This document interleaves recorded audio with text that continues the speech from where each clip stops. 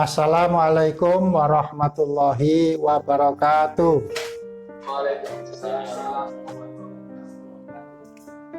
Marilah terlebih dahulu kita buka pertemuan ini dengan sama-sama membaca basmalah. Bismillahirrahmanirrahim. Alhamdulillahirabbil alamin wassalatu wassalamu ala asrofil anbiya'i wal mursalin Sayyidina Muhammadin wa ala alihi wa sahbihi ajmain, amma ba'du. Yang pertama, kebijakan itu selalu mengandung keputusan. Dan keputusannya itu punya alternatif ya, pilihan, opsi. Tidak mungkin kalau kebijakan itu tidak memuat keputusan, itu tidak mungkin. Contohnya ya undang-undang yang saya sebutkan tadi. Undang-undang Sisdiknas, undang-undang guru dan dosen, undang-undang pesantren, pasti di dalamnya ada keputusan. Karena itu ada bab 1, bab 2, pasal 1, pasal 2, ayat 1, ayat 2, semua itu poin-poinnya memuat keputusan. Dan setiap keputusan itu bersifat alternatif. Artinya pilihan, kalau dikerjakan atau dilakukan maka punya konsekuensi hukum. Kalau dilanggar atau tidak dilaksanakan juga punya sanksi hukum. Makanya di dalam setiap undang-undang itu di bagian bawahnya ada aturan mengenai peralihan, ada sanksi. Misalnya kalau menyalahgunakan gelar ya atau memalsukan gelar, itu ada sanksi-sanksi hukumnya. Jadi keputusan yang ada di dalam kebijakan itu tidaklah satu, melainkan beragam. Kemudian selain kebijakan itu mengandung keputusan, kebijakan itu menekankan kepada tindakan atau action. Buat apa? Banyak aturan, tapi kalau tidak dilaksanakan, ya kan? Kalau kita hitung-hitung, misalnya Presiden Indonesia, siapa yang paling banyak mengeluarkan peraturan? Saya melihatnya itu Pak Habibie, karena dari sisi masa atau jabatan dia yang singkat ya, hanya beberapa bulan dan tidak sampai 5 tahun. Dia merupakan transisi dari Orde Baru ke Reformasi dan sangat sibuk sekali mempersiapkan tentang pemilu dan juga undang-undang tentang pers, ditambah lagi dengan itu lepasnya Timor Timur pada masa Habibie, sangat sibuk sekali di dalam menghasilkan kebijakan. Maka kalau saya lihat ya, beliaulah masa transisi yang banyak menghasilkan kebijakan. Tapi kebijakannya yang dibuat oleh siapapun, pemerintah yang berkuasa, itu tidak berhenti kepada yang tertulis. Asal sudah ditandatangani, asal sudah disepakati, tapi kebijakan itu berlanjut dengan tindakan, ya, dengan action.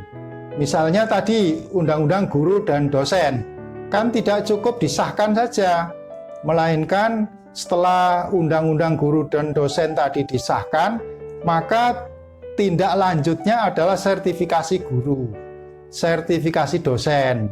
Bagi guru itu ada pelatihan, ya dulu sertifikasinya pertama kali jalur portofolio.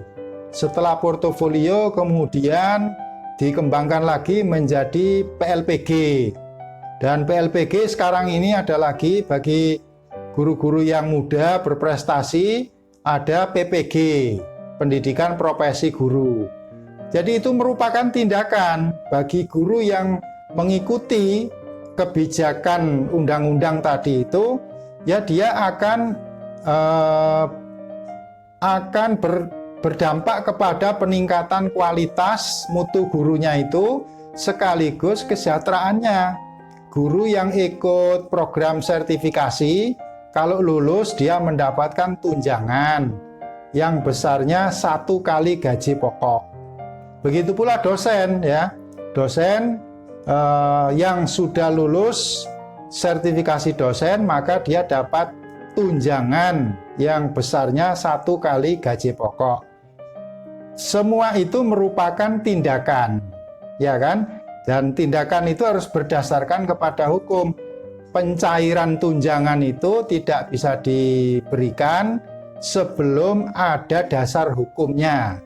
Ya, walaupun sudah lulus sertifikasi guru, tapi kok tunjangannya belum cair, belum ada dasar hukumnya. Apa itu? Sertifikat pendidiknya.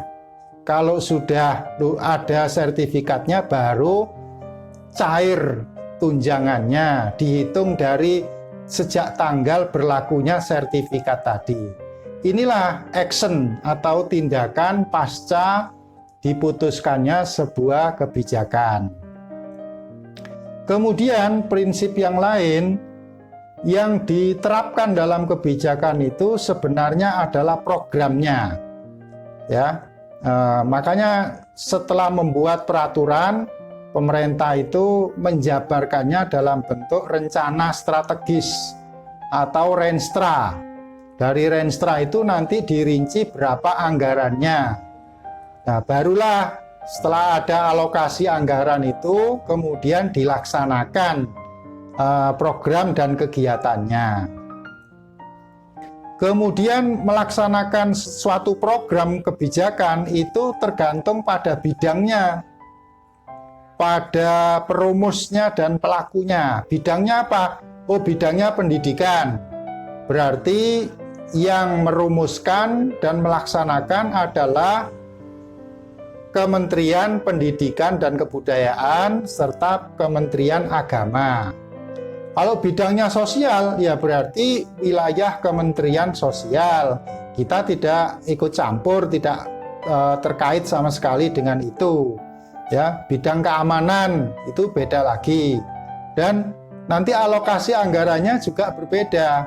Bisa Anda bandingkan misalnya gaji guru yang ada di lingkungan Kementerian Agama dengan gaji pegawai yang ada di lingkungan Kementerian Keuangan. Sama enggak?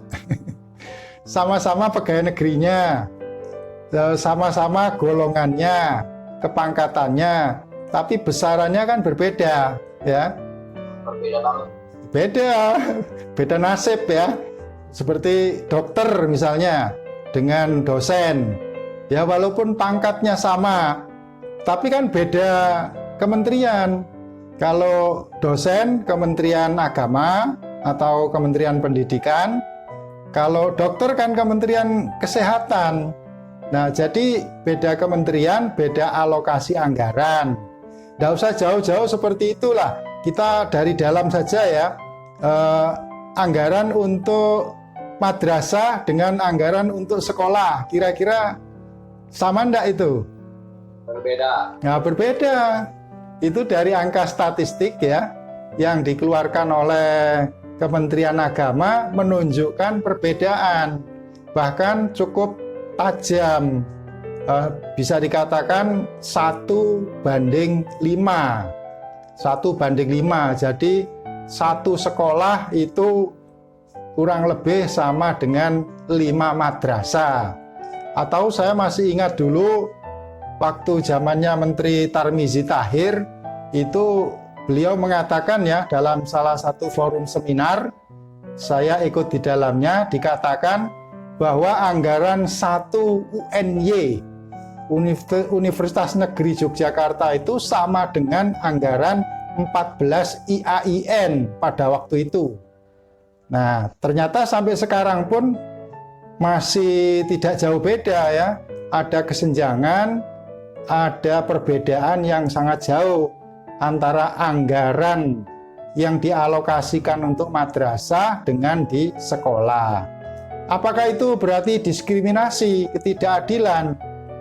Sepintas seperti itu, tapi kalau dirasionalkan, memang jumlah madrasah itu lebih sedikit daripada jumlah sekolah. Ya, jadi sekitar 20% jumlah madrasah itu, jauh lebih banyak jumlah sekolah. Satu kecamatan saja itu berapa SD, sementara MI-nya bisa dihitung MI 1, 2, 3 tidak banyak ya. Jadi sekolahnya SD-nya jauh lebih banyak, akibatnya anggarannya pun lebih besar.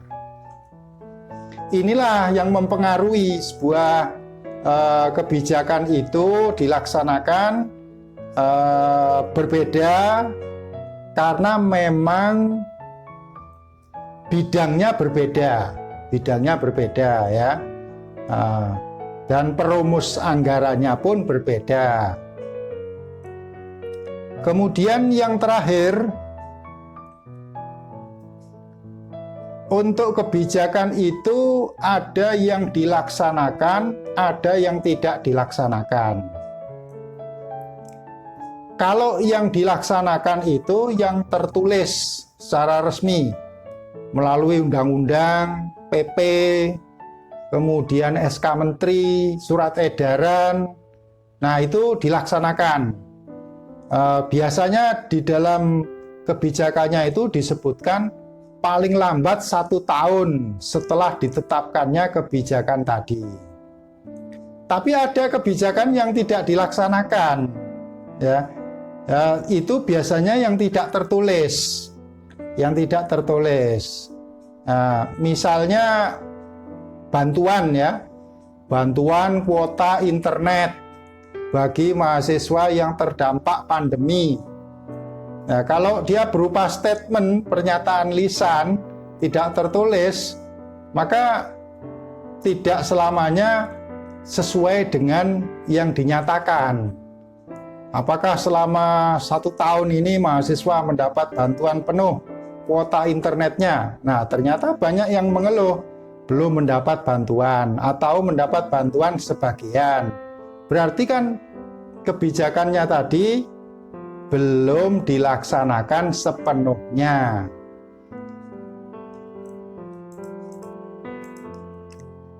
Kemudian tingkat kebijakan ya.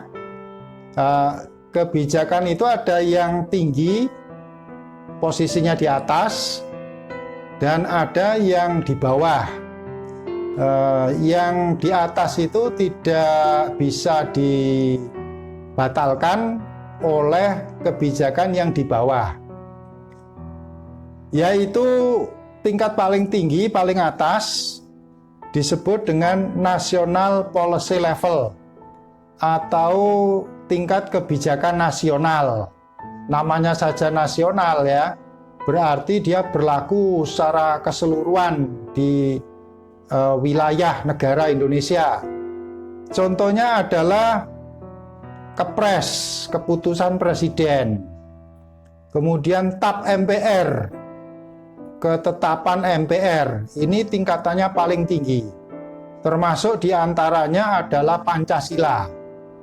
Ya, kalau merubah Pancasila berarti merubah ideologi negara. Oleh karena itu Pancasila ini adalah kesepakatan yang tidak bisa dirubah. UUD 45 ini juga termasuk kebijakan tingkat tertinggi. Kalau dirubah UUD-nya itu bisa merubah haluan negara. Beda dirubah dengan diamandemen. Kalau diamandemen itu istilahnya disempurnakan. Di Indonesia ini sudah 4 kali Undang-Undang Dasar 45 di amandemen, dan termasuk sedikit di Amerika Serikat itu undang-undangnya sudah diamandemen sampai 36 kali. 36 kali, bayangkan itu ya. Nah, kalau kita baru 4 kali. Dan alhamdulillah soal agama itu tidak mengalami perubahan, jadi tetap. Untuk pendidikan banyak poin-poin yang diamandemen. Kemudian kebijakan tingkat kedua berarti di bawahnya ya, di bawahnya yang nasional tadi, itu disebut dengan tingkat umum, atau bahasa Inggrisnya disebut dengan general level policy, kebijakan tingkat umum. Disebut umum ini ya untuk semua bidang, berlaku semua bidang dan seluruh masyarakat Indonesia. Contohnya adalah undang-undang, tadi sudah saya sebutkan, undang-undang guru dan dosen, undang-undang sistem pendidikan nasional, undang-undang pesantren, itu adalah tingkat umum dan berlakunya sesuai dengan bidangnya. Kalau undang-undang guru dan dosen ya untuk Kementerian Pendidikan dan Kebudayaan. Kalau undang-undang pesantren ya berlaku di lingkungan Kementerian Agama dan seterusnya. Di bawahnya tingkat umum ini ada tingkat khusus, yaitu spesial policy level atau kebijakan tingkat khusus. Misalnya SK Menteri ke bawah. Kalau tadi undang-undang itu yang berwenang untuk mengesahkan adalah presiden, maka yang tingkat khusus ini adalah penjabarannya. Misalnya PP, ya kalau PP yang tanda tangan cukup menteri, tidak perlu presiden. SK Menteri, atau kalau di Kementerian Agama itu dikenal dengan KMA, Keputusan Menteri Agama. Masalah gelar itu diatur oleh kementerian, tidak perlu diatur oleh presiden. Kemudian surat edaran, ya, surat edaran mengenai pembukaan program studi itu cukup di level kementerian. Dan tingkat yang terakhir terbawah itu disebut dengan tingkat teknis, atau bahasa Inggrisnya disebut dengan technical policy level, tingkat kebijakan teknis. Kalau ini Pemda ke bawah, dari peraturan daerah ya, mulai dari provinsi, kabupaten, kecamatan, kelurahan, RW, RT sampai yang paling bawah. Nah, jadi itulah ibaratnya air mengalir ini dari lautan yang luas sampai ke sungai, kemudian kolam, selokan ya. Nah, alirannya itu mengalir dari atas ke bawah. Tidak boleh kebijakan yang bawah menyalahi yang di atasnya, karena itu nanti batal demi hukum.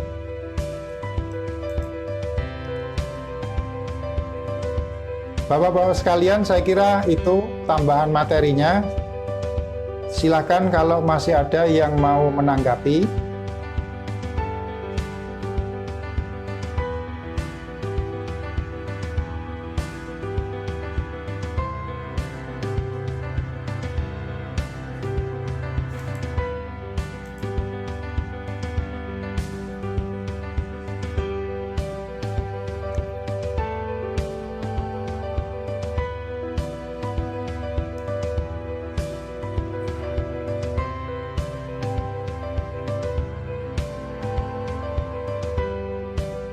Kalau tidak ada yang menanggapi, ya saya bicara lebih konkret lagi masalah tugas membuat makalah.